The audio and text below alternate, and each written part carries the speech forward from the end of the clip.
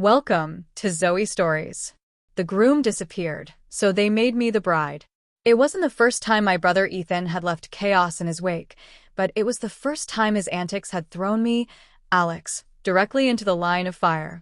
As the younger sibling, I'd spent most of my life quietly cleaning up his messes. Ethan was the golden boy, charming, confident, and the kind of guy who could light up a room just by walking into it. I, on the other hand, was the responsible one, the quiet, slightly awkward shadow who lived firmly behind the scenes. That's why I had agreed to be his best man. I figured it was a safe role. Hold the ring, give a short speech, and fade back into the crowd. But as I stood in the middle of the vineyard venue that day, watching my mother's carefully curated wedding plans unravel, I realized how wrong I was. Ethan was gone. The morning had started normally enough. Ethan had been his usual, jittery self, alternating between cracking bad jokes and nervously fidgeting with his bow tie. I had assumed it was typical pre-wedding nerves. But when I walked into his dressing room to grab him for photos, all I found was a note scrawled in his messy handwriting. "I can't go through with this. I'm sorry." The panic that followed was instant and all-consuming. My mother was on the verge of a breakdown, her perfect plans crumbling around her. Sophia, the bride, was locked in the bridal suite, her sobs echoing down the hall. Guests were arriving. The media was circling like vultures, and I was standing there clutching the note, feeling like I'd been struck by lightning. And then my mother looked at me with the intensity of someone who had just solved a puzzle. "Alex," she said, her voice low but commanding. "You'll take Ethan's place." I blinked, certain I'd misheard. "What are you talking about?" "You're stepping in. You're about the same height, the same build. It's the only way to save this wedding." "No way," I stammered, shaking my head. "This is insane." Her eyes narrowed, her determination cutting through my protests like a knife. "You don't understand, Alex. We don't have a choice. Sophia's family won't let this slide, and neither will I. You're doing this. End of discussion." I had no idea what she meant by doing this, but the steel in her voice told me one thing. Whatever it was, I wasn't going to like it. I stood there, numb, as my mother's words echoed in my mind. "You're doing this, Alex. You're taking Ethan's place." I had always been the one to clean up after Ethan, but this was a whole new level of madness. "You're serious?" I asked, my voice barely above a whisper. "Dead serious," she replied, her tone unyielding. "We don't have time to waste. Get dressed, and we'll make you look like him. No one will know the difference." My mind was racing, my stomach churning with anxiety. This wasn't happening. I could feel the sweat starting to bead on my forehead.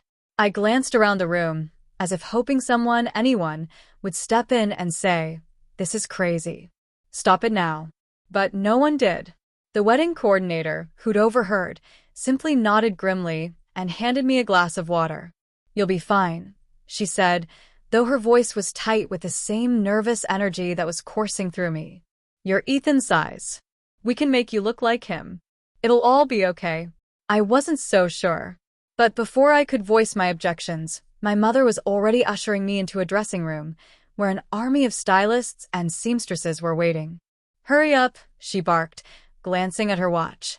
"We don't have much time before the ceremony starts." I felt a deep sense of dread settle in my chest as I was guided into a seat. "What are we even doing?" I muttered, trying to keep my voice steady. The seamstress, who seemed entirely too calm for the chaos around us, patted me on the shoulder. "Don't worry, dear. We're going to make you the bride. The dress will fit just fine. It's already been altered to your measurements." I opened my mouth to protest, but my mother cut me off. "Just do it, Alex. If you don't, everything will fall apart. This is your only chance to save this day." And that was it. The first thread of a new reality had been pulled, and suddenly, I was part of a plan I hadn't signed up for. As the seamstress draped the veil over my head and the gown settled around my shoulders, I felt my body and mind begin to disconnect. "This isn't real," I kept telling myself. "I'm not the bride. I can't be." But as the makeup artist worked her magic, painting my face with precision, I couldn't help but notice how different I looked. And when I gazed at myself in the mirror, the girl staring back at me wasn't just someone. she was me. The transformation was rapid, relentless, and somehow out of my control. The seamstresses were quick, their hands steady as they adjusted the gown, making sure the fabric draped perfectly over my newly altered frame. At first, I couldn't believe what was happening. It was like I was outside of my own body, watching everything unfold with a mix of disbelief and growing dread. I sat in a chair, the weight of the dress like a physical reminder of the impossible situation I was in. My mother, who had been pacing back and forth in the corner, looked up from her phone as the makeup artist carefully applied foundation to my face. "You're doing great, Alex. Just breathe. Once you're out there, no one will suspect a thing." "I don't know if I can do this," I muttered, more to myself than anyone. My hands, trembling slightly, rested on the edge of the chair. "This isn't me." "Just think of it as playing a role," the makeup artist said, her voice soothing. "You've got the look down. You just need the confidence." The dress was satin, ivory with delicate lace detailing, and the veil, oh, God, the veil, covered my face almost completely, only leaving a glimpse of my nervous eyes behind its sheer fabric. The heels, the makeup, the soft curls in my hair, it was like I had stepped into a dream, or more accurately, a nightmare.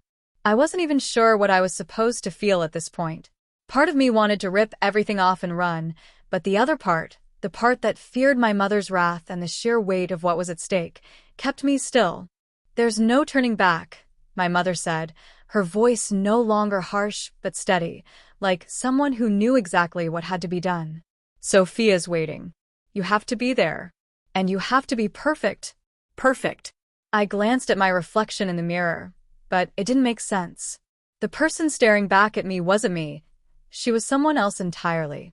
The illusion was so complete, so unnerving, that it made me question everything I had known about myself. Could I even walk in these shoes? Could I stand up there at the altar, pretending to be someone I wasn't? I wasn't sure, but I didn't have much time to think. My mother quickly ushered me out of the dressing room, leading me down the long corridor that led to the grand hall where the ceremony was to take place. Each step felt heavy, like I was walking toward something inevitable. As we reached the doors to the hall, I felt a wave of dizziness wash over me. The sound of the guests chatting, the murmur of excitement, filtered through the wood. "This is insane. I can't do this." But I wasn't alone in my thoughts. Ethan's best man, Daniel, my longtime friend and one of the few people who might understand the madness of this situation, was waiting by the doors. His eyes widened as I approached, taking in my appearance. "Alex." His voice was a mix of disbelief and concern. "What the hell is going on?" "I don't know," I admitted, my throat dry. "Ethan's gone and now I'm here. I'm supposed to be the bride." His eyes flickered to my mother, who was standing a few steps behind me, her expression steely and unreadable. "Are you sure about this?" Daniel asked, lowering his voice. "I mean, you can't just replace your brother at the last minute." "I don't have a choice," I replied, my voice barely above a whisper. "This wedding is falling apart, and my mother is determined to keep it intact. She says I look like Ethan, so I'm the only one who can do it." Daniel shook his head, clearly struggling to comprehend the madness. "This is insane," he muttered. "You're telling me that you, Alex, are going to walk down the aisle like this?" I didn't have an answer. There were no words that could make this situation make sense. It was like a bad dream, one I couldn't wake up from. But I couldn't back out now. "I don't have a choice," I repeated, my voice more resolute this time. "If I don't do this, everything will fall apart. I have to pretend to be Ethan's bride. I have to." Before I could finish my sentence, the doors opened, and the grand hall came into view. Guests, family members, and friends were all seated, their eyes trained on the front, where the altar stood. And in the front row, near the aisle, was Sophia, waiting in her dress, her face a mask of confusion and barely contained panic. "Mom," I whispered, my voice shaky. "I can't." But she cut me off, pushing me forward. "It's time." I didn't have time to think anymore. I didn't have time to process what was happening. My feet, as if on autopilot, carried me toward the aisle. The gown felt heavy, but at the same time, The soft fabric seemed to envelop me, as if it were becoming a second skin. The audience's murmurs quieted, and I could hear the sharp intakes of breath. Every step felt like it was taking me further away from the world I knew. When I reached the altar, I could see Sophia standing there, her wide eyes darting between me and the empty space beside her. Her mouth parted in shock, but she didn't say anything. Instead, she stepped forward and grabbed my hands with an intensity that left me breathless. "You're not Ethan," she whispered. "Who are you?" I'm Alex," I stammered, the weight of the situation crashing down on me. The lie was so big, so impossible, that I couldn't even comprehend it. "Ethan couldn't make it." The priest began speaking, the ceremony continuing despite the confusion swirling around us. But all I could hear was the deafening beat of my own heart. What have I done? The ceremony was in full swing, but it felt like I was suffocating under a mountain of expectations I could never live up to. The altar seemed distant, as if it were just a mirage in front of me. I couldn't breathe. My hands, still trembling in Sophia's grip, were slick with sweat. Every time I glanced at the guests, their gazes burned through me. They knew something wasn't right. I knew it too. Sophia's eyes locked onto mine. Her lips parted as if she was struggling to say something, but nothing came out. The tension was unbearable. I wanted to run, to tear off this dress, to scream that I wasn't supposed to be here. But my mother's cold, commanding presence loomed just behind me, and I couldn't back out now. Not in front of all these people. The priest continued his speech, the words becoming a blur in my ears. But then I felt a shift. A presence behind me. A quiet voice rising above the murmur of the crowd. "Ethan's?" A voice called, a familiar one. My heart lurched as I turned to see Daniel, standing in the doorway of the chapel, his face a mixture of confusion and disbelief. The moment I locked eyes with him, everything seemed to freeze. For one breathless moment, I was suspended in time, caught between the facade I was desperately trying to maintain and the truth that would shatter everything. "Ethan's?" Daniel repeated, his voice louder this time. "What the hell is going on here?" You were supposed to be Ethan. What happened to him?" Sophia's hand jerked away from mine, her eyes darting between me and Daniel, her confusion quickly turning to anger. "What do you mean, what happened to him? Who are you?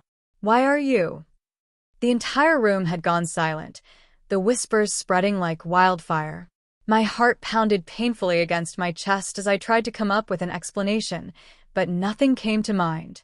I was trapped, buried in a lie so deep I couldn't see a way out. My voice caught in my throat, and for a moment, I thought I might actually collapse under the weight of it all. But then it hit me, the realization that I could no longer keep pretending. I was suffocating in this role. The fear that had been building up inside me for so long finally bubbled over. I wasn't Ethan, and I never would be. I wasn't the person anyone thought I was, and that was okay. I turned to face Sophia, my heart aching as I met her wide, uncertain eyes. "I'm not Ethan. I'm Alex." I'm his brother, and I didn't want this. I didn't want to be here. "But my mother," she insisted. The words felt like a weight lifted off my chest. The truth was raw and painful, but it was liberating, too. Sophia stared at me, speechless, her expression unreadable. The tension in the room was unbearable as every eye in the chapel turned to us, waiting for some resolution. For a moment, the world seemed to hold its breath. And then something unexpected happened. Sophia stepped forward, her face softening. "Alex," she said quietly, her voice shaking. "You should have told me. You should have told me from the start." And in that moment, something shifted between us. The facade crumbled. The pretense of this wedding, this life, faded away. What remained was a raw, messy truth and the beginnings of something real, something that had been buried beneath the lies for far too long. The crowd remained silent, but for the first time since entering the chapel, I felt something close to freedom. The silence in the chapel stretched on, thick and suffocating. I stood there, trembling, my confession hanging in the air like a fragile thread about to snap. Sophia's expression softened, her lips trembling as if she were trying to process what I had just said. The other guests shifted uncomfortably in their seats, some glancing at each other, others averting their eyes, unsure of how to react. Then, a voice broke through the tension. It was my mother, sharp and commanding, like a whip crack. "What is this nonsense?" she demanded, her voice laced with fury. She pushed through the crowd toward me, her eyes narrowing with disbelief. "You think you can just ruin this day, ruin everything for us, by showing up and spilling some ridiculous story?" I opened my mouth to explain, but my mother's glare silenced me. She took a step forward, her gaze flickering between Sophia and me, the weight of her anger pressing down on my chest. "You're not doing this. Not today, not ever." Her voice cracked with emotion. "You're Ethan, and I won't let you ruin my plans. You've already destroyed enough." But then, something unexpected happened. A gentle hand landed on my shoulder. I turned to see Daniel standing beside me, his face a mix of concern and resolve. "Ethan or Alex, whatever you want to be called now, you don't have to do this. You don't have to keep playing a role you don't fit into anymore." His voice was steady, but his eyes were full of compassion. "You've been trying to live up to something that isn't even you. You've already been through so much." Sophia, too, took a step forward, her face now filled with understanding. "Alex, I don't know how to fix this, but I know we need to talk.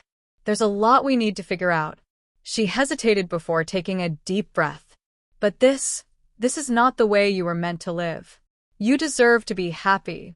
My mother's furious face softened, just for a moment, as her eyes filled with tears. I could see the cracks in the armor she had built for so long.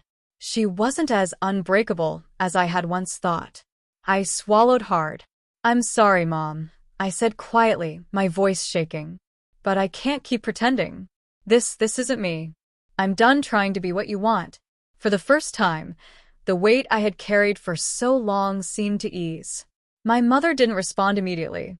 Instead, she simply stood there, looking at me with a mixture of disbelief and something I hadn't seen in years, maybe regret. As I looked around, I realized the guests were no longer whispering. Some of them had left, but others stayed, unsure of what to say or do. Daniel smiled faintly at me, his hand still on my shoulder. "We'll figure this out, okay?" Sophia nodded, her face softening. "Yeah." "Whatever happens next, we'll get through it together." And in that moment, I finally believed it. The heavy, oppressive air around me had lifted, and the future, uncertain as it was, felt just a little bit more possible. The days following that chaotic, emotional confrontation in the chapel felt like a blur. It was as though the world had shifted beneath my feet, leaving me unsure of where I stood but strangely lighter, as if I had shed a weight I didn't realize I had been carrying for so long. My mother and I barely spoke for the first few days after the wedding disaster. There was still too much raw emotion, too many words left unsaid between us. But gradually, we began to rebuild, tentatively, cautiously, but with an understanding that things couldn't go back to how they were. She wasn't the only one who had been living in a lie. I, too, had been pretending, playing a role that suffocated me. Daniel and Sophia, though, never wavered. They stuck by me as I began to make sense of what had happened, helping me navigate the aftermath of the wedding disaster and the choices I needed to make. My transformation wasn't instant, but it was a process that felt inevitable, like a river carving its way through rock. The change wasn't just external, but internal too. Who I was, how I saw myself, and the people I surrounded myself with all started to fall into place. One evening, after a particularly difficult conversation with my mom, I found myself standing in front of a mirror again, this time not with fear or hesitation, but with curiosity. I studied my reflection, not as someone who had to live up to anyone's expectations, but as myself, Alex, finally free to exist without apology. The reflection in the glass wasn't a stranger anymore. It was me, fully realized. When I returned to the chapel weeks later, it wasn't to apologize or to undo what had happened. It was to make peace with the version of myself that had been buried for far too long. The guests who had been there that day were gone, but the lessons from that moment stayed with me. I didn't need anyone's approval anymore, not my mother's, not anyone's. As I walked out of the chapel, hand in hand with Sophia and Daniel, I finally felt like I was stepping into my own life, unburdened by the weight of expectations. The future was still uncertain, but for the first time in a long time, I felt ready to face whatever came next. Thank you for joining us on another captivating journey through Zoe's stories. Remember to hit that subscribe button and turn on notifications so you never miss a tale. Until next time, keep exploring, keep imagining, and keep believing in the magic of storytelling.